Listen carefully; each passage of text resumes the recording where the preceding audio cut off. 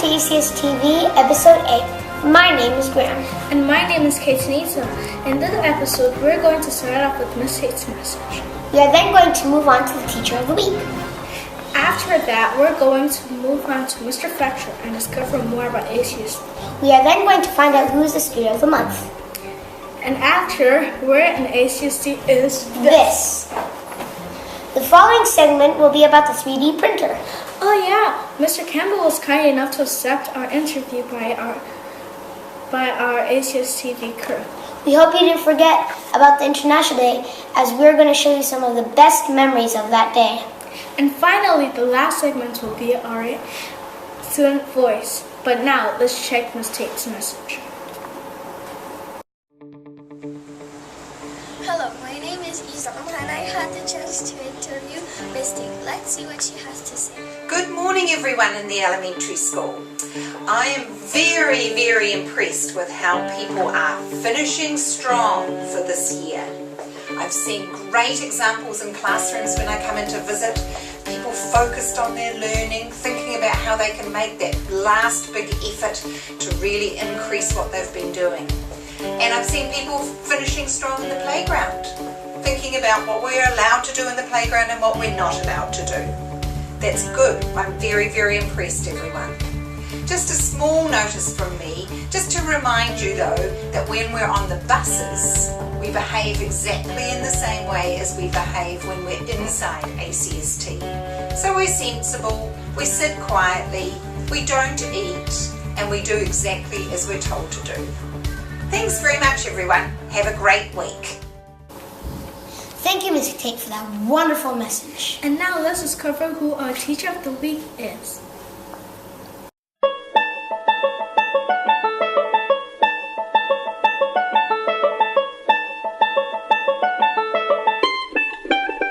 You know, I must say that there isn't. I loved scary movies when I was little, and I probably watched them way too young. So the joke of me growing up when I was little is that my friends would invite me over to watch scary movies because I would laugh, because I didn't get scared of cartoons or of scary movies.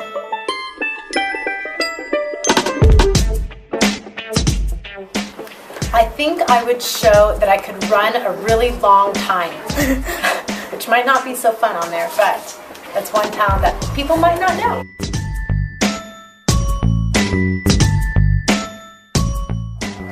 My favorite color is green, and my favorite food in that group is kiwis.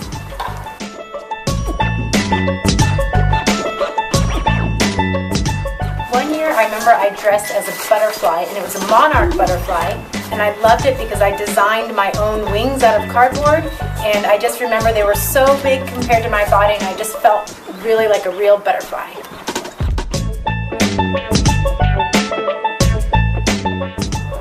My favorite toy is I had a lot of blocks growing up, and I loved to build with blocks, all different houses for my dolls and just anything.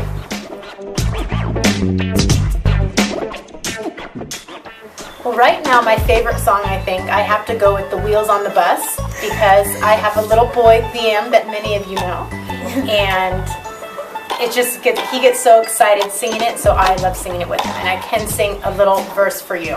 Okay. The wheels on the bus go round and round, round and round, round and round. The wheels on the bus go round and round, all around the town. Wow, I used to love that song when I was a little kid. Me too, and I'm glad that we know more about Mrs. Harrison. I heard Mr. Fletcher is teaching music. Let's see what he's really doing. I mainly play the keyboard. I can also play the guitar and the drums. Actually, I didn't learn to play that instrument when I was very young. When I was just about 12 years old, I broke my arm playing sport, and so my parents bought me a piano accordion. That's something that you pull like that, and I learned to play that. And when I got older, I then went to the keyboard. Yes, I do. I would like to play on an instrument, and that instrument would be the saxophone. I think they're really cool, but I do believe they're very hard to play. I don't think it was stressful, it's just that I had to persevere, I had to keep going and do it regularly. That was the hard thing, to have discipline. It wasn't stressful, it was fun. I've got 8 classes for music and 8 classes for PE. I guess my favourite thing is dancing and singing. I really enjoy teaching the kids dancing because we have a lot of fun doing that. If I didn't teach musical PE, which subject? Well, I guess my favourite subject is inquiry, which we call social studies, and I really enjoy that. But next year I'm going to be teaching pre-K, so I'll be teaching everything. Yay! I would also like to learn the saxophone. And thank you, Mr. Fletcher, for the fun interview we had with you. And now let's carry on with the Student of the Month. I had the privilege to interview the Student of the Month, and this is who he was. Hello. What's your name and what grade are you in?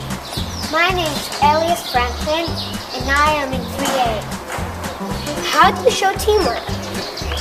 I show teamwork when I'm in a group, and if some people disagree, I just write with it. Is teamwork hard for you? Sometimes it's hard for me when people disagree, but it's mostly easy when with my friends because they won't hear me. Is teamwork easier to show with some people than others? Sometimes it is because they like some people disagree and some don't. If you were working in teams and 2 people don't want to work with you, what would you do? I would just don't care if they want something else than me, and I would just say it's fine. Okay. Thank you, Elias. That was very interesting. And now let's carry on with our favorite part. Where in ACST is this? Hi, my name is Vincent. Welcome back to Where in HST is this? In front of the secondary tech room is the dog kennel. And this is where it is. Where in ACST is this?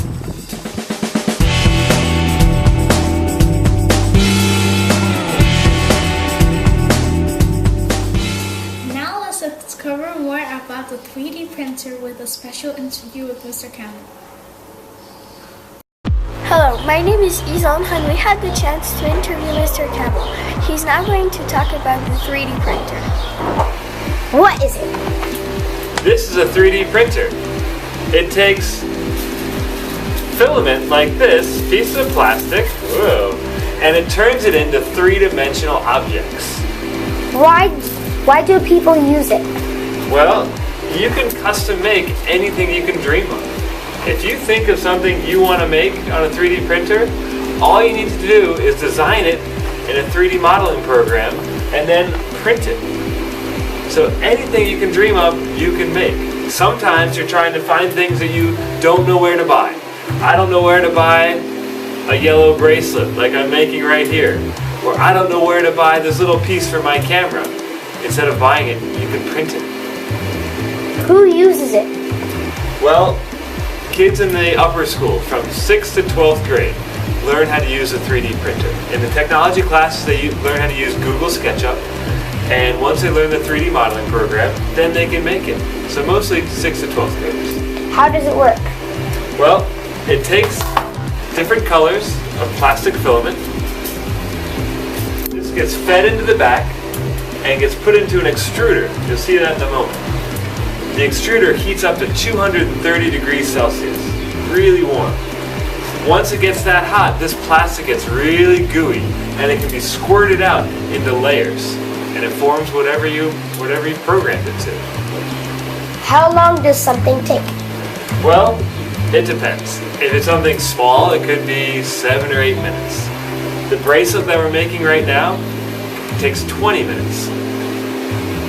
ACSTv, thanks for filming our new 3D printer. I made you this. I hope you like it.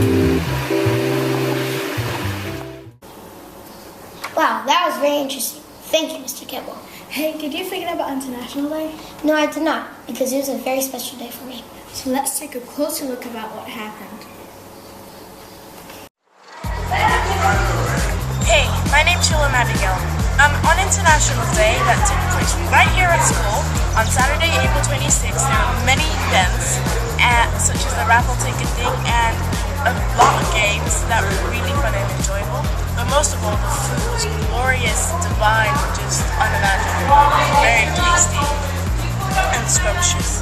I did take a few images of this classic event and some footage, so we can do that.